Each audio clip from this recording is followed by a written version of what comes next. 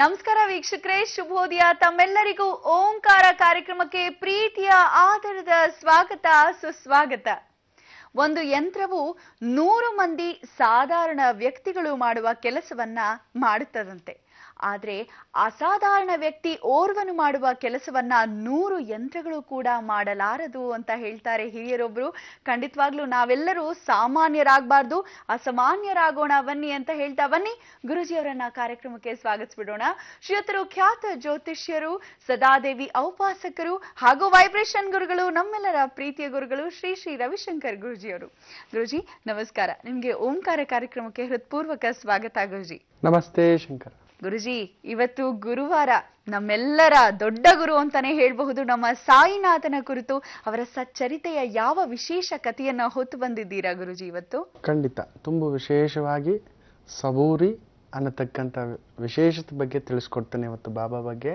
ಸಬೂರಿ ಅಂದ್ರೆ ತಾಳ್ಮೆ ಅನ್ನತಕ್ಕಂಥದ್ದು. ಶ್ರದ್ಧಾ, ಸಬೂರಿ ಅನ್ನೋದು ಎರಡೂ ಒಬ್ಬ ಭಕ್ತನಿಗಿರಬೇಕು, ಒಬ್ಬ ಕೆಲಸದವನಿಗಿರಬೇಕು, ಒಬ್ಬ ಉದ್ಯೋಗಸ್ಥನಿಗಿರಬೇಕು, ಒಬ್ಬ ವ್ಯವಹಾರಸ್ಥನಿಗಿರಬೇಕು, ಒಬ್ಬ ಗೃಹಿಣಿಗಿರಬೇಕು, ಒಬ್ಬ ವಿದ್ಯಾರ್ಥಿಗಿರಬೇಕು ಅನ್ನೋದ್ರ ಬಗ್ಗೆ. ಅಂದರೆ ಆ ತಾಳ್ಮೆಯಿಂದ, ಶ್ರದ್ಧಾಯಿಂದ ಏನು ಬೇಕಾದರೂ ಸಾಧಿಸ್ಕೋಬಹುದು ಅನ್ನತಕ್ಕಂಥದ್ದು.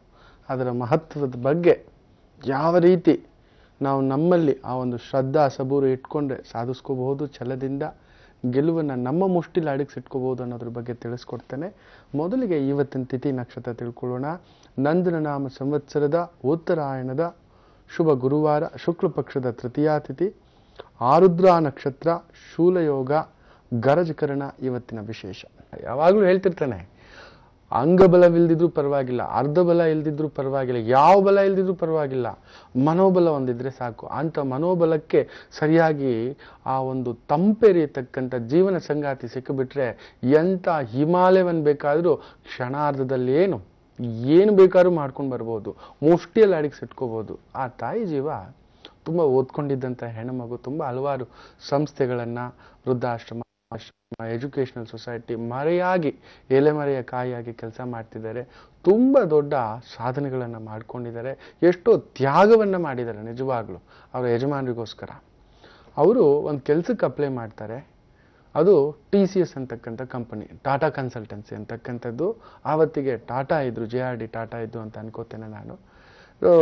ಅಪ್ಲೈ ಮಾಡಿದಾಗ ಅವ್ರಿಗೆ ರಿಜೆಕ್ಷನ್ ಲೆಟರ್ ಬರುತ್ತೆ. ಕಾರಣ, ನೀವು ಹೆಣ್ಣು ಮಗಳು, ನಿಮ್ಮನ್ನು ಕೆಲಸಕ್ಕೆ ತೆಗೆದುಕೊಳ್ಳೋದಕ್ಕೆ ಆಗೋದಿಲ್ಲ ಅನ್ನತಕ್ಕಂಥದ್ದು. ನೋಡಿ ಎಷ್ಟು ತಾಳ್ಮೆ ಆ ಸಂಖ್ಯೆ 2ರ ವ್ಯಕ್ತಿ ಪೋಷಿಸಿರಬೇಕು, ಇಲ್ಲ ಹೊಂದಾಣಿಕೆ ಇರಬೇಕು.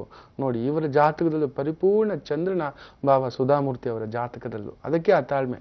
ಒಂದು ಪುಟ್ಟ ಪೋಸ್ಟ್ ಕಾರ್ಡ್ ತೊಗೊಂಡು ಬರೆದಾಕ್ತಾರಂತೆ, ನಿಮ್ಮ ಸಂಸ್ಥೆಯಲ್ಲಿ ಒಂದು ಉದ್ಯೋಗ ಇದೆ ಅಂತ ನಾವು ಬರೆದಾಕ್ತಾರೆ. ಹೆಣ್ಮಕ್ಳಿಗಿಲ್ಲ ಅಂತಿರಲ್ವ, ಹಾಗಾದ್ರೆ ಹೆಣ್ಮಕ್ಳು ಉದ್ಯೋಗ ಮಾಡ್ಲಿಕ್ಕೆ ಆಗೋದಿಲ್ವಾ ಅನ್ನತಕ್ಕಂಥ ಮಾತು.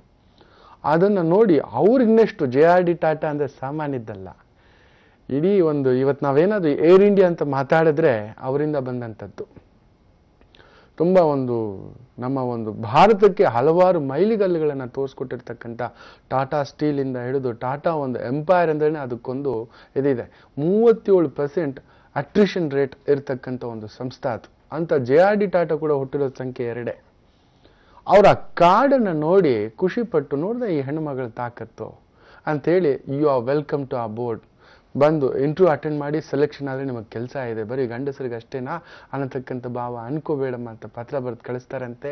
ಸುಧಾಮೂರ್ತಿ ಅವರು ಹೋಗಿ ಆ ಸಂಸ್ಥೆನಲ್ಲಿ ಕೆಲಸಕ್ಕೆ ಸೇರ್ತಾರೆ, ದೊಡ್ಡ ಪದವಿನೂ ಪಡೀತಾರೆ. ಇವತ್ತಿಗೂ ಇನ್ಫೋಸಿಸ್ ಚೇರ್ಮನ್ ಕುಳಿತುಕೊಳ್ತಕ್ಕಂಥ ಆ ಒಂದು ಸೀಟ್ ಹಿಂದ್ಗಡೆ JRD ಟಾಟಾ ಅವರ ಫೋಟೋ ಇದೆ ಅಂತಕ್ಕಂಥದ್ದು. ಅದು ಒಂದು ತಾಕತ್ತು ಟಾಟಾ ಕಂಪನಿ ಅಂದೆ. ಅಷ್ಟು ದೊಡ್ಡ ಒಂದು ಸಂಸ್ಥೆ ಕಟ್ಟಬೇಕು ಅಂದರೆ ಅಗಾಧವಾದ ತಾಳ್ಮೆ ಬೇಕು. ಅಷ್ಟು ಲಕ್ಷ ಜನಕ್ಕೆ ಊಟ ಇಡೋದು ಅಂದರೆ ಸುಮ್ಮನೆ ಮಾತಲ್ಲ, ಹೌದಲ್ವಾ? ಅಂತ ಒಂದು ಸಂಖ್ಯೆ 2ರ ಪ್ರಭಾವದಲ್ಲಿರುತ್ತೆ. ಅವ್ರು ಏನು ನೆನೆಸಿದ್ರು ಸಾಧಿಸ್ಕೋಬಹುದು. ತೇನ್ ನಾರ್ಗೆ ಕೇಳಿರ್ತೀರಾ, ನಮ್ಮ ಭಾರತೀಯ ಕಣಪ್ಪ ಅನ್ನತಕ್ಕಂಥದ್ದು. ಹಿಮಾಲಯವನ್ನ ಹತ್ತಿದಂಥ ಮೊದಲ ಭಾರತೀಯ ಅಂತ ಹೆಸರು ಪಡೆದಂಥ ಆತನ ಜಾತಕದಲ್ಲೂ ಚಂದ್ರನ ಪರಮೋಚ್ಚ ಸ್ಥಾನ. ಶ್ರೀಕೃಷ್ಣ ಪರಮಾತ್ಮನ ಎಲ್ಲರೂ ಪ್ರೀತಿಸ್ತೀವಿ, ಹೌದಲ್ವೋ? ಆತನ ಜಾತಕದಲ್ಲೂ ಚಂದ್ರನ ಪರಮೋಚ್ಚ ಸ್ಥಾನ ರೋಹಿಣಿ ನಕ್ಷತ್ರ. ಶ್ರೀರಾಮಚಂದ್ರನ ನಾವೆಲ್ಲರೂ ಆರಾಧ್ಯ ದೈವವಾಗಿ ಪೂಜೆ ಮಾಡ್ಕೋತೀವಿ. ಆತನ ಜಾತಕದಲ್ಲೂ ಕಟಕ ರಾಶಿಯಲ್ಲಿ ಸ್ಥಿತನಾಗಿದ್ದಂಥ ಪುನರ್ವಸು ನಕ್ಷತ್ರದ ಭಾವ ಗುರುಚಂದ್ರ ಯೋಗ.